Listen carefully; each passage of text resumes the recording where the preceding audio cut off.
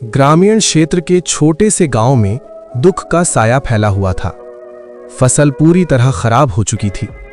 न खेत में अनाज, न घर में बचत, और ऊपर से समाज की निर्दयी बातें सब मिलकर हालात को और भी भारी बना रही थीं। मीरा के पिता रात रात भर करवट बदलते। उनकी हर सांस में बेबसी थी। वे धीरे से बड़बड़ाते, कैसे करूं बेटी की शादी? न खेत बचा, न अनाज। लोग ताना देते हैं, बेटी घर में बैठी है, शादी कब करोगे? उनकी आंखों से लगातार अश्रुधारा बहती रही। एक पिता की सबसे बड़ी कमजोरी यही होती है, जब वो अपनी बेटी की खुशी नहीं दे पाता। मीरा अपनी छोटी बहन को देखती, जिसकी आंखों में सपने हैं, लेकिन हालात ने उन सपनों को टूटे कांच के टुकड़ों जैसा बना दिया है। उसके मन में एक ही डर कि मेरी वजह से पिता को ताने न सुनने पड़े। गांव वाले कानाफूसी करते, बेटियां बोझ होती हैं, गरीब आदमी कैसे निभाएगा शादी?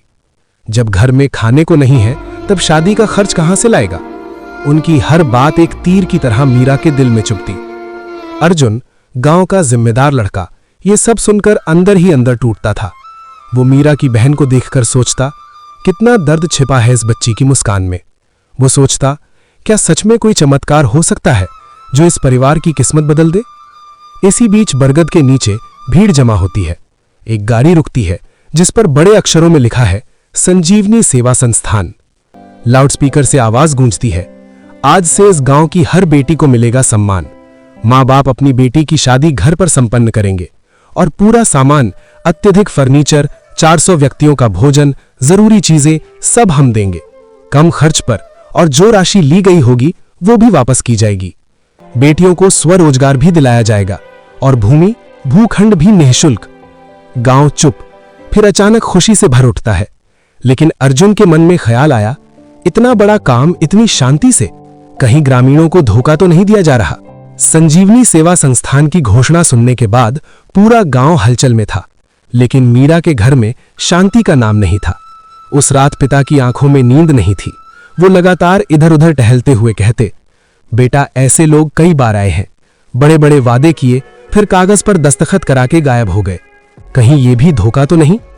मीरा की छोटी बहन डरते हुए बोली, पिताजी, अगर ये भी झूठ हुआ तो मेरी शादी शायद कभी नहीं होगी। उसकी बात सुनकर पिता का दिल मानो टूटकर बिखर गया। वे उसे गले लगाकर बोले, नहीं बिटिया, ऐसा नहीं होगा। लेकिन उनकी आवाज में आत्मविश्वास से ज्यादा डर था। गांव के कुछ लोग ताना देने लगे थे, देख लेना, ये संस्था भी एक दिन गायब हो जाएगी।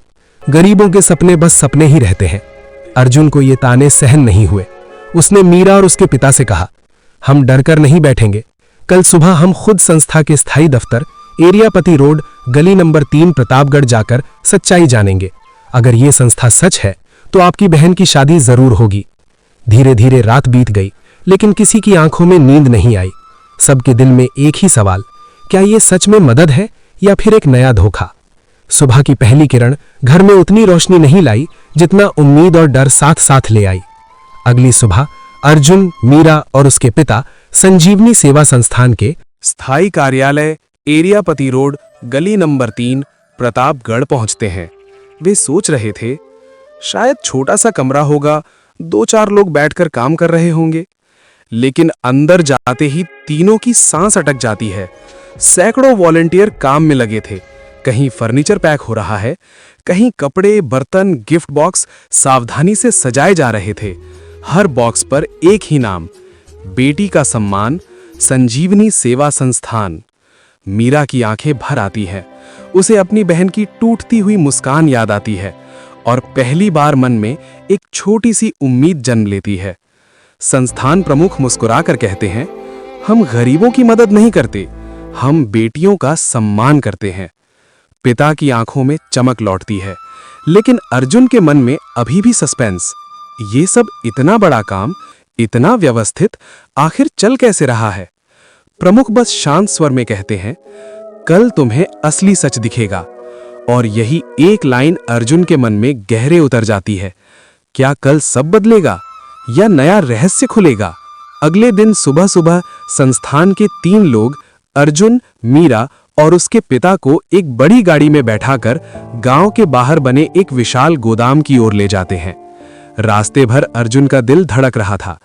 क्या वाकई इतनी बड़ी संस्था हमारे जैसी गरीब बेटियों के लिए इतना कुछ कर सकती है, या दिखावा है? गोदाम का दरवाजा खुलते ही सबकी आंखें फैल जाती हैं। अंदर फर्नीचर के पहाड़, 400 लोगों के भोजन के भारी पैकेट, दर्जनों गिफ्ट सेट, नई नई लकड़ी की अलमारियां और सैकड़ों बक्से लाइन से रखे हुए, और हर बॉक्स पर लिखा हुआ देश भर के दानदाताओं के नाम। मीरा के पिता अविश्वसनीय नजरों से देखते रहते। इतना सब बेटियों के लिए? संस्थान प्रमुख आगे बढ़कर बोलते हैं, देश भर से लोग हमारी बेटियों के लिए दान भेजते हैं। कोई 500 देता है, कोई 5000, लेकिन सबका दिल एक है, बेटी को सम्मान मिले। मीरा की आंखें नम हो जाती हैं। उसे अपनी छोटी बहन की टूटती मुस्कान याद आती है, जो शायद फिर से खिल सकती है। अर्जुन धीरे से पूछता है, लेकिन आप इतना बड़ा सिस्टम इतने साल कैसे चला रहे हैं?